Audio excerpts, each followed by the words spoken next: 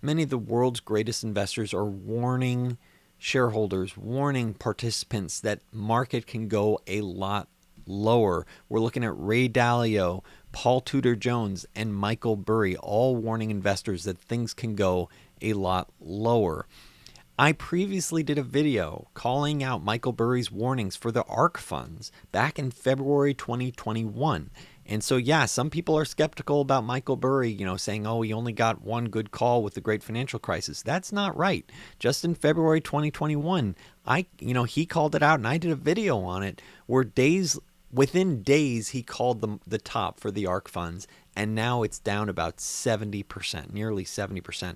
That was a great call. What's he have to say now? He's saying, look, he's concerned about valuations, seeing that the adjusted price to earnings multiple for the S&P 500 and other U.S. indices adjusted based on a 10-year smoothed earning average, saying, look, valuations are very, very high, and you have high, rising interest rates. So as interest rates reset, you could have a much, much lower valuation, creating potentially the risk of a multi-year, multi-decade headwind for U.S. equities. He also talks about how dead cat bounces are the most epic. For those not familiar, when you're in a bear market and things are falling quickly down very fast, sometimes when you're falling from such great heights, a dead cat can even bounce. That's where the phrase comes from. So boom, and it just bounces higher. Maybe it's a day, maybe it's a couple of days where you see a quick rally. Yes, it's morbid, but that's the gallow humors that you see on Wall Street. And so here it is, Michael Burry calling out how 12 of the top 20 NASDAQ one-day rallies happened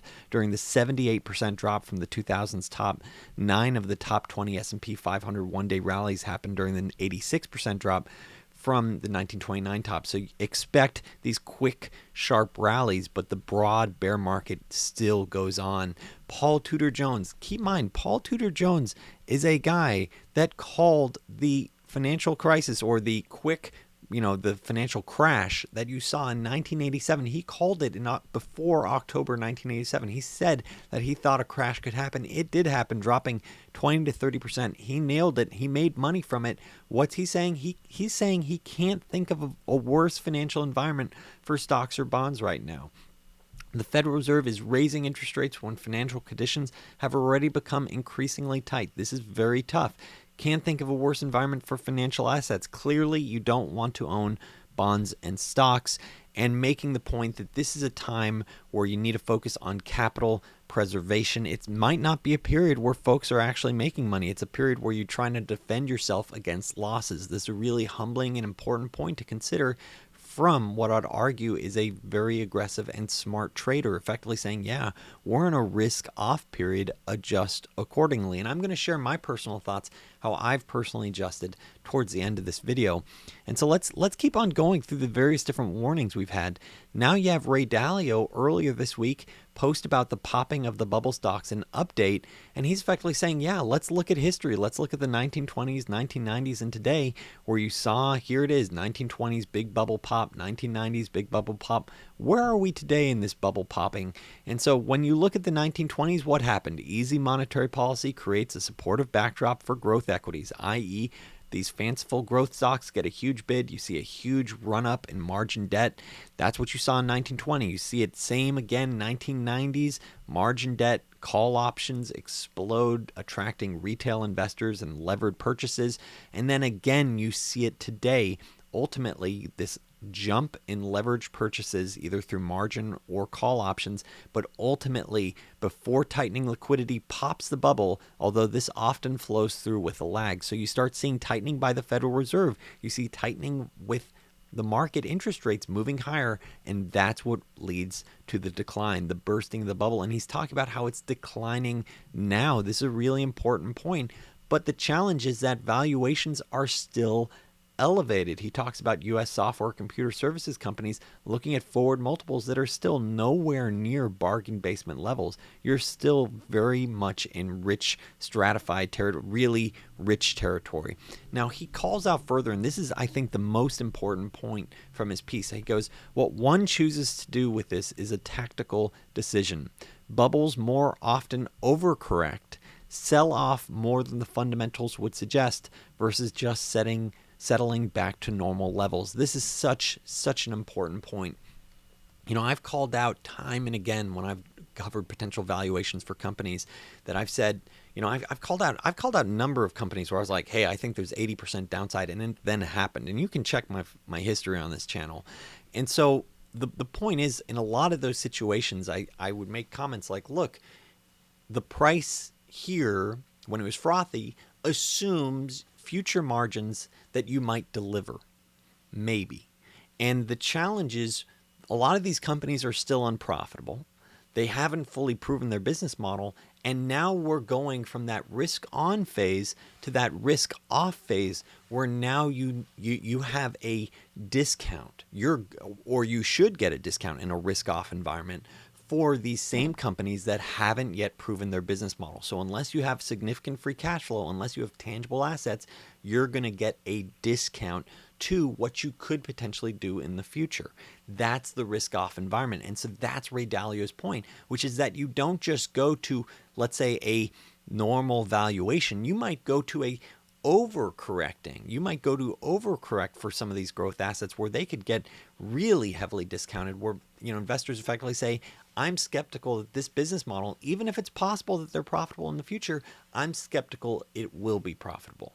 And so because it's unprofitable now, I'm going to sell it because I don't know if they'll ever be profitable, even if there's a clear path to future profitability. That's the risk-off environment that we're currently in, and it's worthwhile for investors to understand that.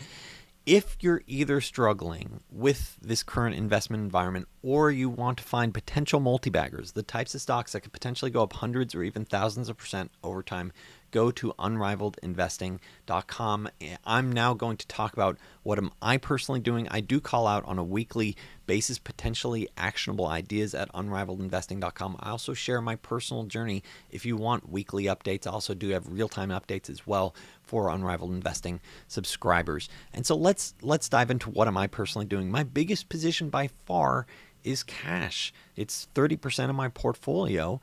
So I'm insulating myself from that aspect that Paul Tudor Jones was talking about, effectively saying capital preservation. Now, when you're looking at a huge cash position, 30% plus from my own personal portfolio, my growth and value diversified investment portfolio that I call out to subscribers, Unrivaled Investing subscribers, you might say, well, wait a second, don't you have inflation that's eating away at that cash?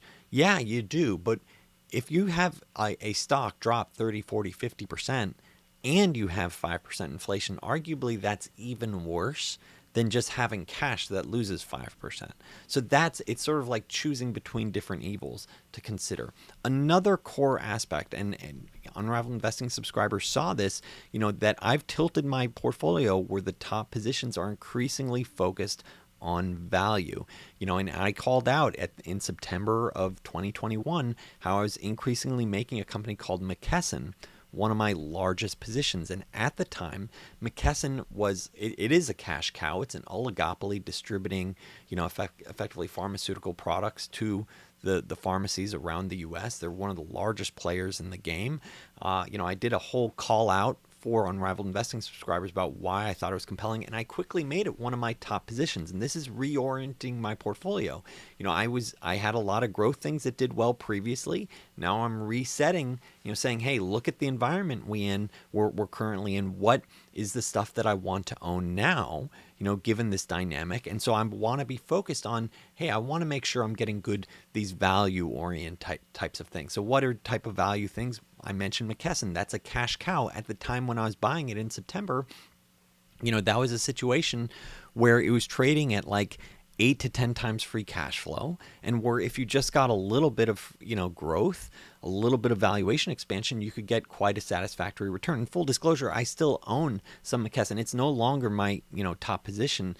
I've trimmed it a bit, but it did rally about 50% plus since then, during the same time that the S&P declined. And that's the type of position, in my opinion, right now that could benefit from this environment, where investors say, I got to do something. What's sort of the safe harbor? Where's a safe place for me to go with this capital? Because capital sloshing around trying to find a safe place. And so I think tilting more towards, buying things below book value, buying things below liquidation value, buying things that trade at a low multiple to free cash flow, those are the potential things that are much safer in this type of environment. I still have my cash position, but I'm very mindful that in a risk-off environment, the growth assets that I want to own and will own at some point, I'm going to want to get crazy values for them because of the dynamics that Ray Dalio talked about, that Paul Tudor Jones, that Michael Burry talked about, where each of these making the case. Look, Ray Dalio is saying, yeah, things tend to overcorrect. I'm going to expect the same thing to happen with growth assets. Michael Burry talked about valuations resetting. Yeah, I think this is going to be a multi-year potential headwind, valuations resetting. So I want to be prepared for that. So you have, Paul Tudor Jones saying, look, this is actually one of the worst environments he's seen in his career, including when he saw the 1987, stock market crash. He's saying this is worse setup than what he saw there.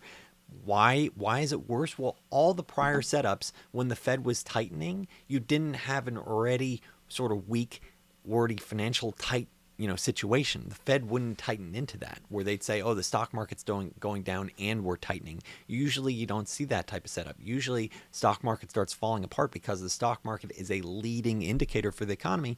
Usually the Federal Reserve starts loosening monetary policy. So this is arguably one of the worst financial setups. So I'm looking at all these things. I will buy those unprofitable growth companies potentially in the future, but I'm going to want to get a crazy discount when I do it. So for now, the compelling ideas, I will share the occasional, idea that's the growth that's unprofitable company in my compelling, the weekly ideas that I share with Unrivaled Investing subscribers. But I also want to mentally skew towards the value-oriented plays, the cash cows, companies that might be growing 5, 10, 15% that trade at 10 to 15 times earnings. That's what I want to find right now in terms of these value plays. And that's arguably what I'm going to be focusing on, trying to find those best companies in the world that are profitable right now and hopefully trade at a reasonable multiple to free cash flow. I hope this video has been helpful for you. If you want to find out more about my personal journey or want to hear about some of the compelling ideas I call out each week, go to unrivaledinvesting.com. And if you enjoyed this video, please make a point of hitting that thumbs up, hit that subscribe button. Thanks so much for watching.